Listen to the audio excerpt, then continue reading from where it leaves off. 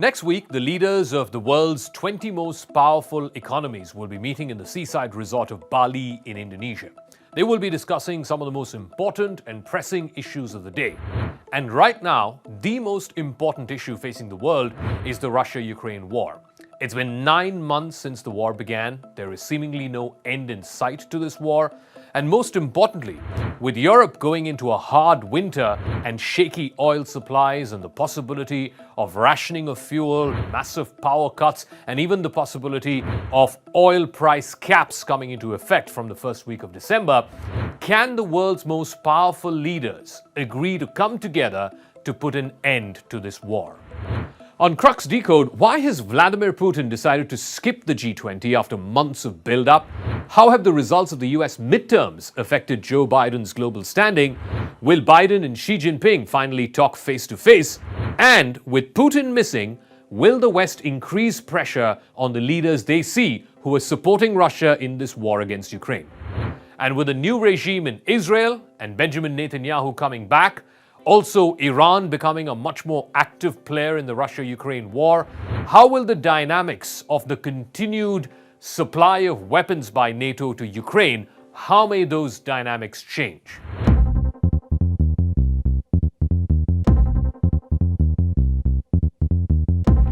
Russia's Foreign Minister Sergei Lavrov will be standing in for President Vladimir Putin in Bali. The confirmation of the same came after months of speculation and several statements of outrage from Western countries about attending a global summit with a man they've called a war criminal. The Kremlin may be seeking to avoid awkward encounters in the full glare of the world's press. For example, Western leaders may have skipped the traditional family photograph that's taken at every G20 to avoid being in the same frame as Vladimir Putin. The other factor, of course, is the progress of the war in Ukraine. In fact, Putin's decision was announced within hours of yet another big decision, that of Russia withdrawing its troops from Kherson. While the US has called this an opportunity to negotiate peace, it is obvious that Russia would have preferred not to be on the back foot in Bali. Putin's absence will also make it easier for Western leaders to woo those who've been relatively neutral in their stand on the Ukraine war. US President Joe Biden is leaving for the COP summit as well as the G20 as the results for the US midterm elections have come in. The Democrats have done better than most pollsters had predicted, staving off the Republican red wave that many feared would herald the return of Donald Trump. Across the pond, the US midterm results have been greeted with relief in many European capitals. The Republicans have repeatedly questioned the war chest that America has thrown open for Ukraine in terms of both weapons and money. This was in danger of shrinking with increased Republican political control in Washington. But for the moment, Biden's Ukraine strategy stays in place. And this will make a big difference to how Joe Biden is greeted by his European allies when he lands in Bali. Speaking of greetings, there is one fist bump that definitely will not see a repeat in Bali. Within days of this particular photo opportunity, the OPEC Plus had announced that it would cut oil production to Russia's benefit. Saudi Arabia's Mohammed bin Salman will also be at the G20, but a lot of effort is going in to ensure that there are no awkward encounters between the prince and the president.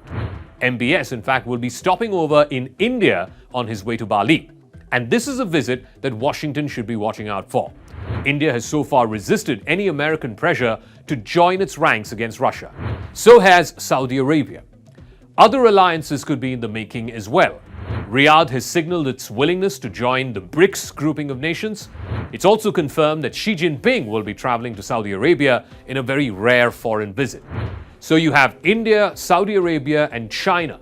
Will this new global power center take some firmer shape in Bali when MBS rubs shoulders with both Narendra Modi and Xi Jinping?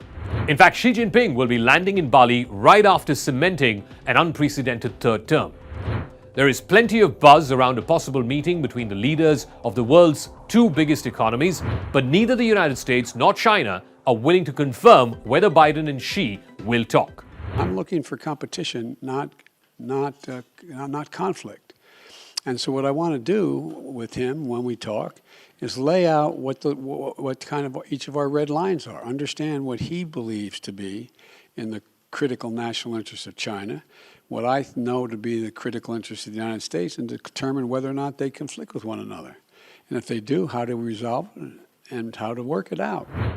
The American press is full of reports that the White House is working overtime to engineer a meeting. It seems that the hesitation this time around is coming from the Chinese side.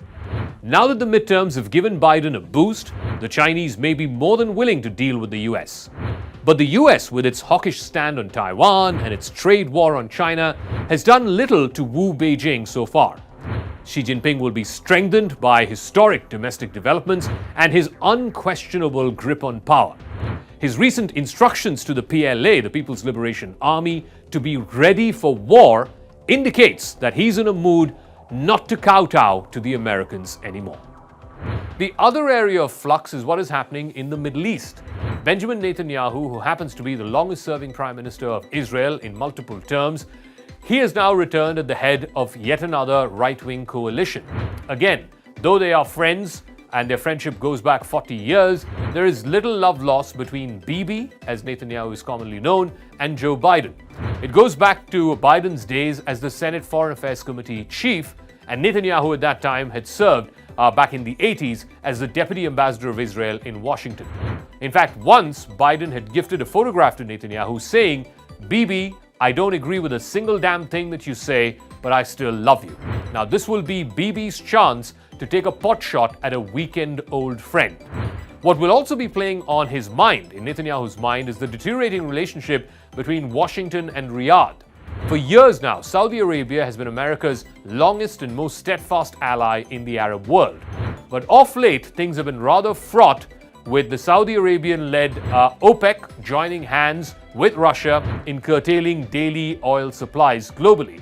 So Biden's visit also, which happened to Saudi Arabia a few months ago, did not particularly go down well, with him publicly chiding Mohammed bin Salman, the Saudi ruler, for the murder of Saudi journalist Jamal Khashoggi. Now, if that weren't all complicated enough, there is also the entry of Iran into this Russia-Ukraine war theater. Especially in the last few weeks, there is growing evidence of Russia using Iran-made kamikaze drones to attack civilians as well as the energy infrastructure of Ukraine. Though both Russia and Iran have officially denied this, US intel officials believe that both the Shahid drones as well as the higher-end Mohajir drones have been used by Russia against Ukraine. The entry of Netanyahu will also put paid to any kind of rapprochement between the United States and Iran, particularly with regard to the Iran nuclear deal. That deal will now be a complete non-starter to Israel. Under Netanyahu, who in the past has said that Iran acquiring a nuclear weapon is the single biggest threat to the Middle East. So it is in this context that world leaders will be meeting in Bali for what could be the most consequential G20 of this generation. It's not just the future direction of this Russia-Ukraine war. That is just one small part of what's at stake here. It could even decide the very direction of global geopolitics itself, with an America that is weakened, a China that is emboldened, and a Russia which sees that it could eventually emerge a victor in this war, something that seemed extremely unlikely even up until a few weeks ago.